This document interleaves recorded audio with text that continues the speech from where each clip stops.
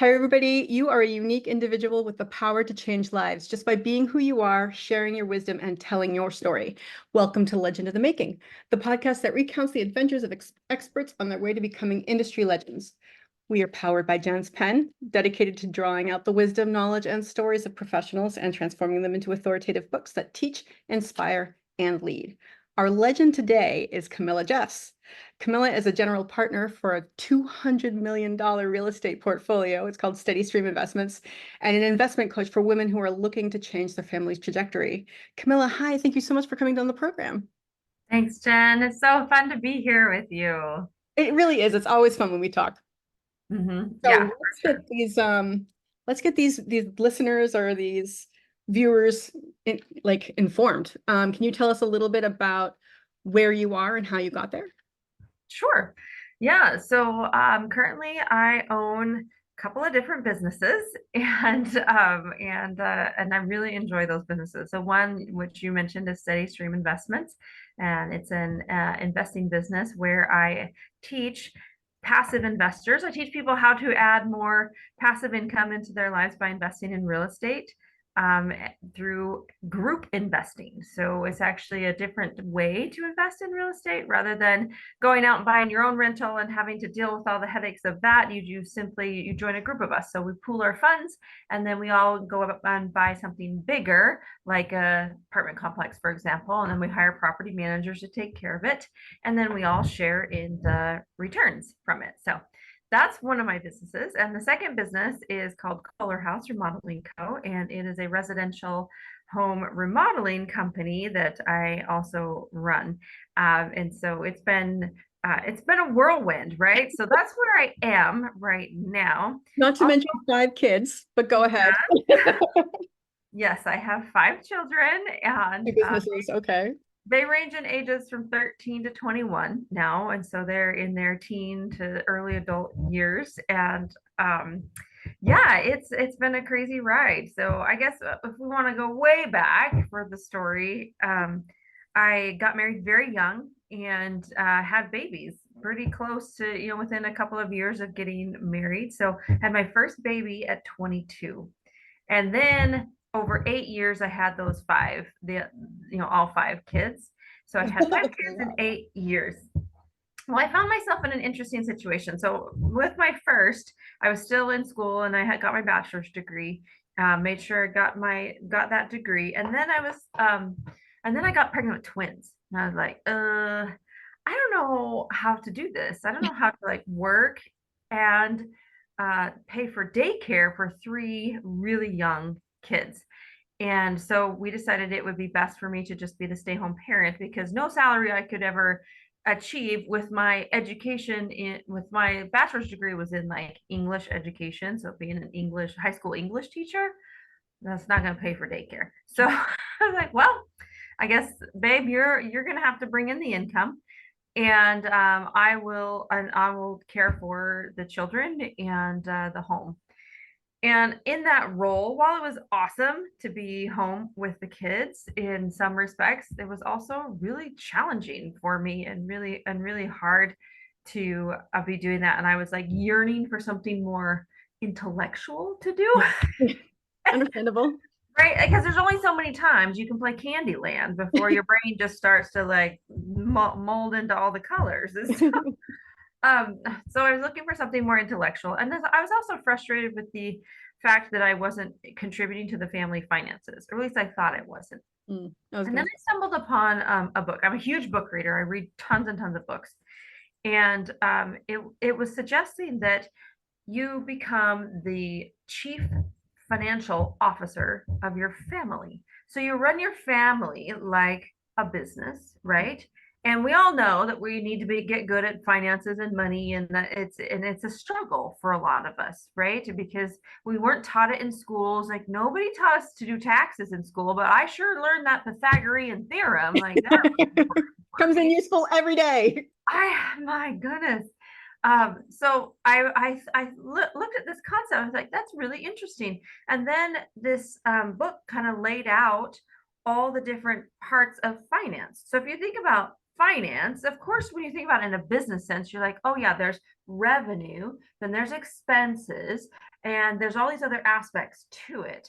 Um, and a family is no different, right? You have the top line, which is the revenue, and then you have a whole host of expenses, and there's little tweaks and different things you can do to manage those expenses. You have debt that you have to manage, you have taxes that you have to manage, and you have investments that you have to manage. So really, the revenue portion is one small piece of a whole family's financial picture.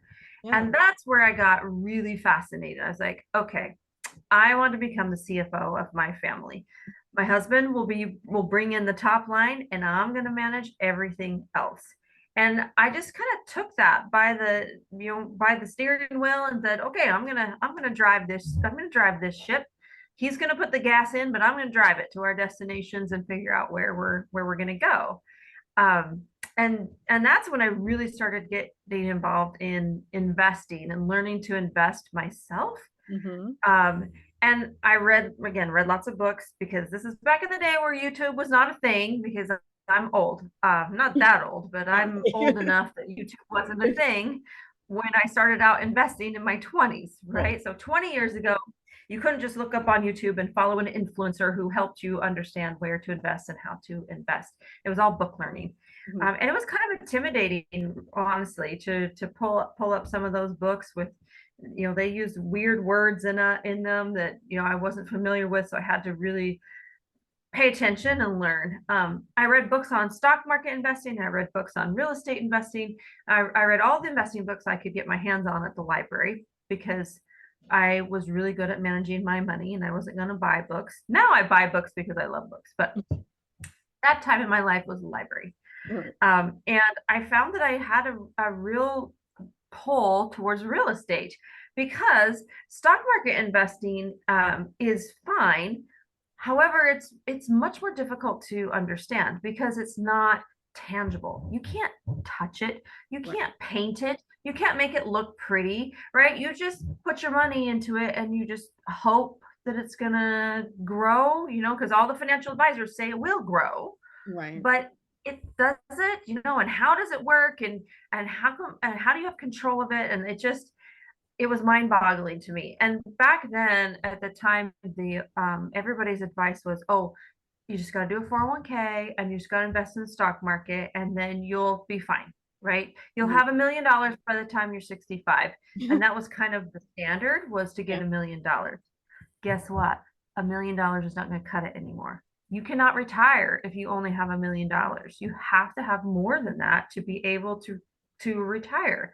So that was really interesting as I was learning. So real estate really became kind of my outlet, my intellectual outlet, in addition, with my kids. And so we started purchasing properties and going and renovating them as a family. Yes, we dragged all 5 kids with us to these places and let them help us paint the walls and, knock down walls if needed. And the kids kind of grew up in this environment of real estate, and really we did it intentionally. Like, as they got to be teenagers, it no longer made financial sense for us to do all the work ourselves. It's made more sense financially to hire that out.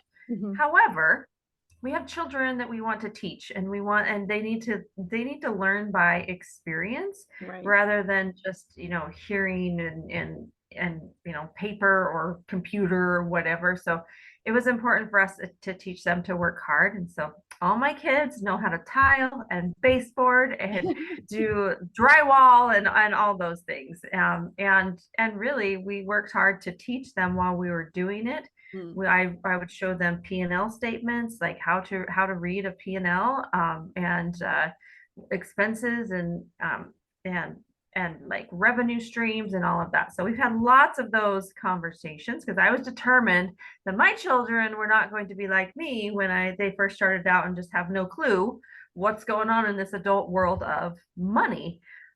Because if you hate money or if you love money, that's not the goal. The goal is to treat money as the tool that it is and use it in a good way. right? And there's so many different ways that you can use it. And so really that's kind of what my journey took me to, all the investing. So we did a lot of DIY investing, and then I got burnt out, managing all those properties myself and being a landlord. And I was like, I got to find a different way to invest because I'm getting very tired. Right. Uh, Right.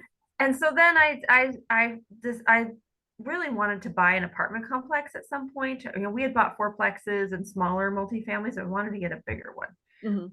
But I was looking at them and I was like, man, they cost millions of dollars, and we did not have millions of dollars in our bank account. And so then I just figured out, what I figured out was that most people don't buy apartment complexes on their own. Most people join a group of people and put together a group to go out and buy it. And once I figured that out, I was like, oh, wow, this is interesting. So I tried it out myself. I invested passively into a deal, which means I just invest my money, and then the other partners in the group are the ones who manage it, and they do and they take care of it. And it turned out to be a fantastic experience. And so then I was like, wow, more people need to know about this. I know there are more landlords out there who have burnt out just like I am, who still believe in real estate as a really great investment strategy, but also they want to do it differently. They're tired, Right. you know, A lot of work. and so that was really important to me. And then the other thing that was really important to me was teaching women how to invest. And I think a lot of my generation, so I'm Gen X, I think a lot of our generation wasn't given the opportunity, nor were we encouraged to learn investing. The men for sure were, and that was kind of like the man's job was to take care of all the family finances. And so right now, I'm on a mission. I partnered with another woman my age who's a certified financial planner, and she and I are on a mission to just really educate women about investing, especially women who are in their 40s and 50s who didn't really get the chance to do that earlier on, and who are starting to think about retirement is coming and am I ready? Like, I don't even know. And they're starting to panic a little bit. We want to pull them into our circle, educate them and help them understand what options are out there and how fun investing can actually be. It doesn't have to be scary and intimidating. It can be super fun because you can invest in really cool things. Like you can invest in a fund that supports women entrepreneurs in Africa, and you can get money, you can earn money by like investing in that fund. So there's very purposeful investments out there that you can do as well. That is really cool. I don't think I've ever heard of the being able to invest in women in Africa. I think actually maybe you told me one time, but I've forgotten if you had. That's so cool. That's so cool. All right. So what are you doing right now that's getting you even further? Yeah. Well, so I'm all about investing, right? Like I love to talk about money. And it's interesting that I can even say that statement right now because growing up and in our household, like you were not supposed to say that you love money. Yeah. Oh yeah. um, because there's a certain stigma around that, right? That Mhm. that if you love money, you're evil or something. And so really what I'm really trying to do is neutralize money for people because people assign a lot of emotion to money. Yes. And so I just want to neutralize it and help people just view it as a tool, like a hammer, right? Like the hammer, I'm not sad about it. I'm not mad about it. Well, unless it hits my thumb, I guess maybe I'm mad. It's a tool and it's used for a specific purpose. And then I use a screwdriver for a different purpose, but they're neutral objects, which is what money is. And so I'm trying to really help people understand that. And then really just figure out what are the ways that I can kind of be a trailblazer for Yeah. other women in this area. Um, because I think that's what I'm good at. I think that's my superpower is being a trailblazer. And so I kind of was a trailblazer in my 20s and 30s doing investing in real estate. And literally I felt like I was the only woman in the room when if I would go to any kind of investing things. And then when I leveled up to apartment investing, I remember the first conference that I went to, there was 1,000 people in there and 20 of us were women, right? So there's just a very low representation of women who are stepping in and leaning into the investing space. And I think that's a huge missed opportunity because there's also a lot of pain that happens when you're in your 40s and 50s. So the average age of widowhood is 55. The divorce rate in your 40s and 50s is very high. And so women find themselves alone and are starting to realize that, oh, okay, even if my husband does not pass early and I don't divorce, I'm still going to outlive him, right? Like women outlive men by 7 to 8 years on average. So we actually need more money than the men do. But right now, if you look at the statistics, men in their 40s and 50s have much more money than women in their 40s and 50s. And who's going to need it longer? The women do. And so there's a lot of need for this type of financial education going out. And so that's what my main focus is. So my main focus is blaze the trail. I'm going to go do it. I'm going to step out there and do it first to show you that it can be done. And then I'm going to come back and I'm going to teach you how to do it yourself. That's so cool. Now, when you say neutralize the idea of money, how are you going about that? Because that's a very touchy topic for most people. No, it is. It for sure is. And so, and I'm not, so a lot of it is just in education that I do is just bringing that topic up over and over and over again. So we talk about pain points and talk about, you know, trauma. Like you could have trauma that's related to money that you have assigned anyway to money, that maybe it's not about money. I often think about, I was in a conference once where the leader brought in money therapists. Did you know that's a thing? Money therapists. No idea. They work with couples who specifically struggle with money issues in their marriage. Mm. And what was so fascinating was that they were able to essentially remove money from the conversation and to get to the deeper issue at hand. So if you think about it, say I'm a spender. I love to spend money, right? What is my motivation for spending money? Like, what are the things that I feel like money gives me if I go out and spend it? Well, maybe I'm the kind of person who just loves to celebrate events, right? Loves to celebrate milestones and I like to do that by inviting all my friends over or taking friends out to dinner or something like that and spending money on the people that I love. And I spend a lot of money. That brings me a lot of joy and I feel like I'm serving them. Mm. Also, maybe spontaneity is a value of mine, right? Because I'm out there, I'm at the store, I'm like, oh, I need a Starbucks. That would make me very happy right now, right? I mean, so spontaneity might be a value of mine. Mhm. Well, often this person marries the saver. What are the saver's values, right? Is it just because they're a prude about money? No, it's because they have an underlying need for safety and security.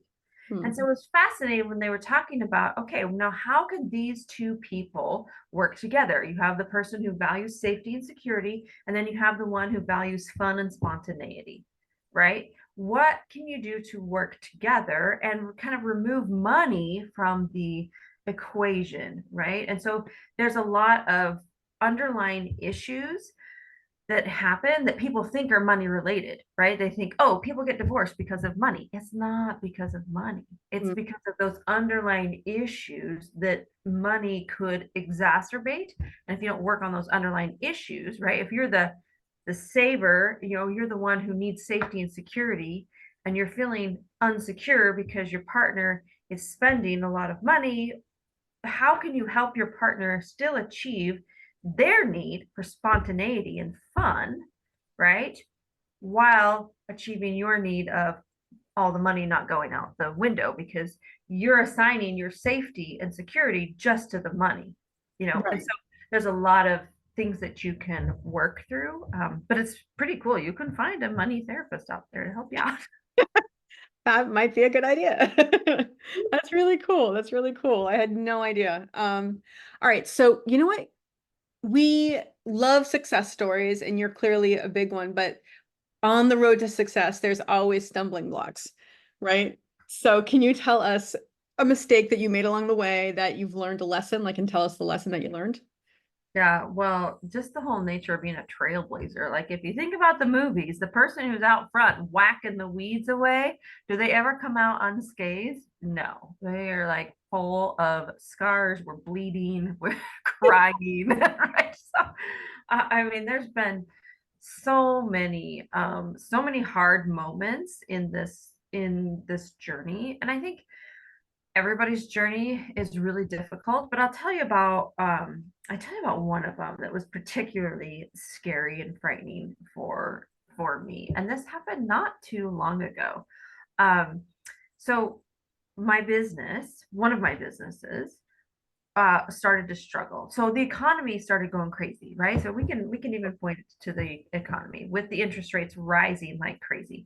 Suddenly investing in real estate, the numbers are not making sense because the loans that you get on the investments are much higher than they used to be, and properties have appreciated at a very rapid pace. And Mm, so getting more properties, so putting together more of these large, group investments, the numbers are not working. mm, And so if the numbers are not working, well, then we're not making money, right? And so we have to figure out a different way. So I'm looking at our own family finances. I'm like, wow, we're kind of going down to this thing. And as an entrepreneur, you're really on a roller coaster. You are just on this roller coaster yep. all the time of, oh, I got a bunch of money, and there it goes, right? And Right, right through the door.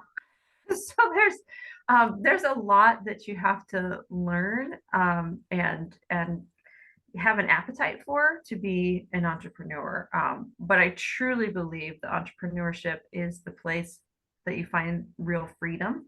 Because before I did work, part of my story I didn't mention yet was that I did go back to school, get my MBA, and I got a really great career, six-figure career, in HR in tech companies. And so I was supporting developers in tech companies, and uh, it was it was pretty heart-wrenching when I learned that it was my task to tell people they didn't have a job anymore, and that it was gone in the blink of an eye. And I mean, I had grown men crying in my office when I told them that their job was going away. Their job had been eliminated. We're cutting costs, right? And they had no other income, no other source of income coming in. They relied solely on that one source. And this is where, people look at me as an entrepreneur and like, that's risky.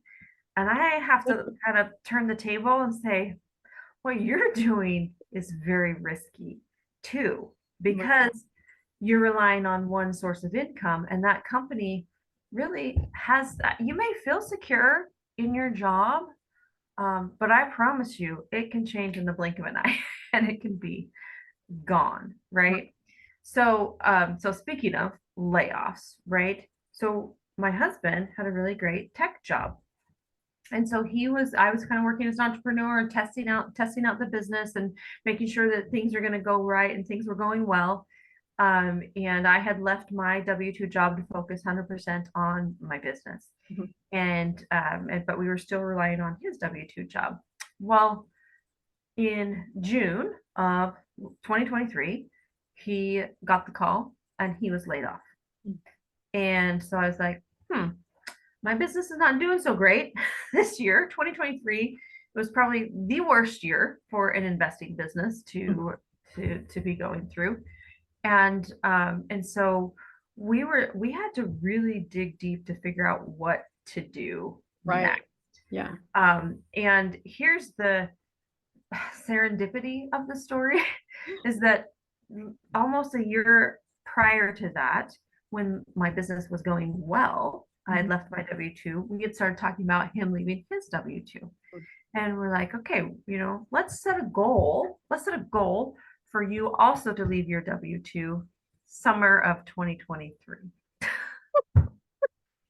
Best laid plans. But it's like the universe heard us, and because in spring of 2023, we had another discussion. I'm like, hey, I'm sorry, babe. It's just not going to happen. You cannot leave your job because, just the business is just not performing as well as we wanted it to. It's not there yet.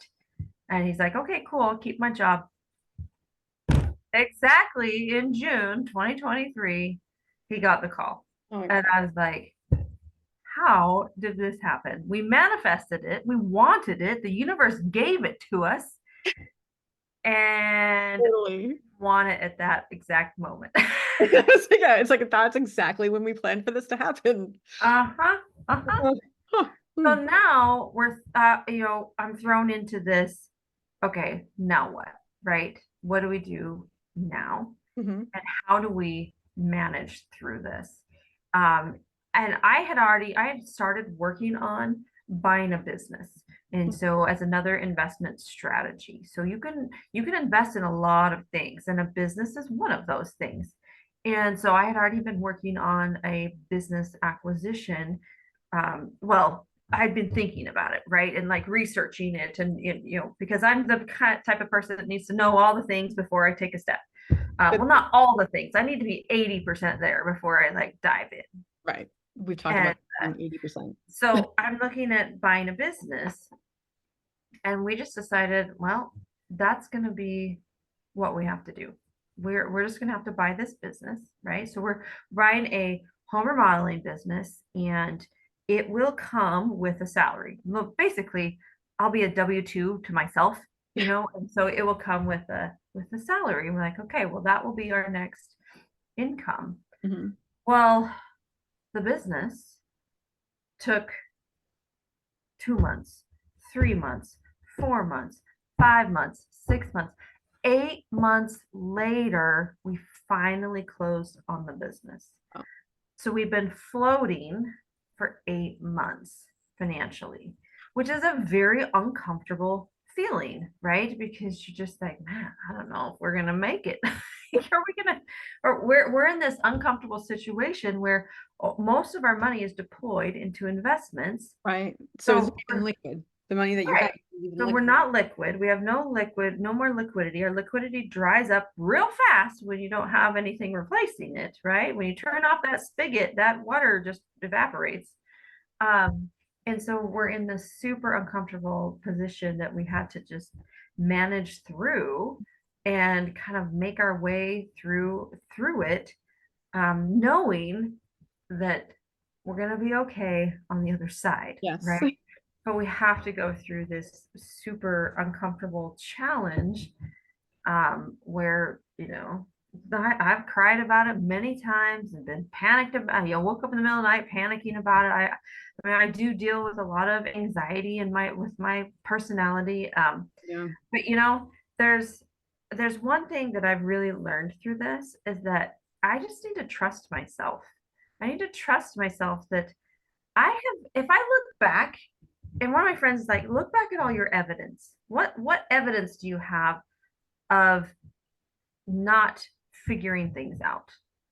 And I was like, well, I guess not, right? I guess if I look back, the majority of the time I've been able to figure it out. Right. And and do what's necessary to come out on top, right? To survive, right? Or to swim when you're thrown into the deep end. And that's what I've really learned, is that maybe that's my superpower, is just like figuring that out along the way, and trusting myself that I can figure it out. And Marie Forleo wrote a really great book called Everything is Figure Outable. It's not even a real word, figure outable, but I love it. and I wholeheartedly believe that everything is figure outable. And it doesn't matter how old you are. I know a lot of women in their 50s and 40s will be like, but I'm too old to learn. No, you're not. You are not. 40 And something is you 30. probably have another 40, 50 years to live. So why are you going to shut down your learning now? Like, come on, you can do this. Yeah, yeah, yeah, definitely. All right, so that's so cool. I think it's been really hard this, and it's really good to hear someone from someone who has struggled over the past year because of everything that's been happening in the world in general. And it's really cool that you can trust yourself. I think that's something as women, especially, we kind of get the message that, or maybe it's just the self-esteem thing. I don't know, but you can't really trust yourself. And I think that's great that you can do that.